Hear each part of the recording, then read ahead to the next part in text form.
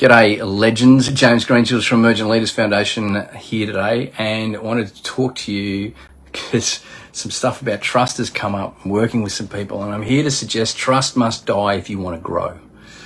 Now, that's a bit of a weird statement, I understand, but get this. Trust is paradigm centric. So the paradigm in which you're looking through, you will have built trust within. Be that the relationship that you have, and remember, trust is all about relationship. So you're in a working relationship, an intimate relationship, or whatever, and you've built trust. But what happens if you want to grow? It means that the paradigm must dissolve. So if that's the case, because trust is directly linked to the paradigm, trust must dissolve as well. Now, when you do this consciously, what actually happens is you go through this beautiful death and birth process. But if you can't do that, then what will happen is trust will be busted. And people will go, I don't think trust can be rebuilt. Well, it can be, but the thing is, the reason why it can't be in that person's mind is because no lesson from the situation has been learnt and therefore enacted. It's like, I don't really give much credit to apologies anymore. And the reason is, go back to being a child. Like, you were told as a child when something happened to you and you were violated and you acted out generally through anger, through punching or whatever, through some form of violence, you were told to apologize. But the problem is with that child is they think they're actually in the right. Now, they're acting that emotion out, but no one showed them how not to act out the emotion. No one showed them to go down to the violation and understand and listen to them so that they can feel heard and then dissipate that energy in another way. So we get this point where that child then gets resentful and that builds even more. So in all probability, they're going to act out again. And this goes on until someone bigger turns around and goes, stop it. If you hit another person, I'm going to hit you. Well, there's just a bully bullying a bully. If you want to have a look at a great video about this, lots of people have used it in leadership seminars by an ex-chief of the Australian Army coming on and speaking very, very strongly towards certain people in the military, the Australian Army, about certain actions. Now, I use that video as well, but from a very different angle. There's a bully bullying a bully. And that doesn't make sense. If you're trying to cleanse your culture, you're actually using the energy which you're saying you shouldn't have to cleanse.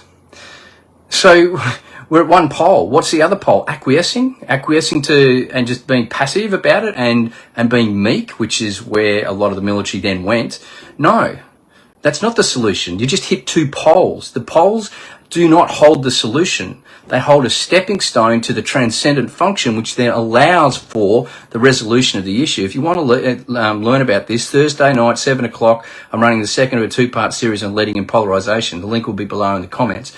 Coming back to this point, though, if I don't need to apologize, if I can turn around and say, listen, the situation has actually occurred, and what I did was X, Y, and Z, what I've learned from that situation is A, B, and C, and the way I'm now going to act is D, E, F, and then I go and do it. What I'm demonstrating is I actually respect myself and you so much that I have gone internally, I've taken personal responsibility, and I've worked out what I, did awry, and now I'm taking action to rectify that. That's bigger than any apology that's that can ever happen, because you're now saying thank you. You're now saying, thank you for helping me grow. Now, if you throw I apologize about that on top of it, awesome, do so.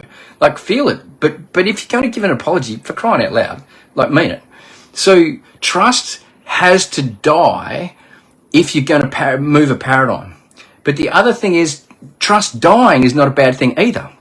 There's sometimes, the trust and your need for trust, it means you're holding on too tight. Now, in the stages of conscious connection, like, trust only exists in the first two stages, hope and faith. When you move through faith to knowing and then later into being, you don't need trust. Initially in hope. Now, hope is where you want someone external to save you. You need the external savior. So the external savior says, trust me. He's calling you to trust them. It's all external. And you need that. At that moment in time, be aware that hope has the same vibrational frequency as despair. So you move through hope and you get into faith, and faith is now like 50-50 internal, external. And you're starting to realize that, you need the savior from external, but you're starting to actually emulate it and embody it in yourself. And so you're starting to have self-trust.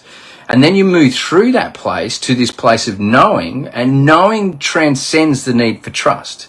Matter of fact, when you know something, there's no need to trust because you just deeply know.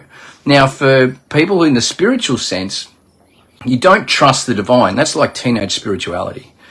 Deep spirituality is when you know because of your deepest connection. Now, Mother Teresa in 1982, when she flew into Lebanon and rescued the orphans, is just one of the deepest, majestical, powerful, feminine acts of absolute sheer courage you can think of.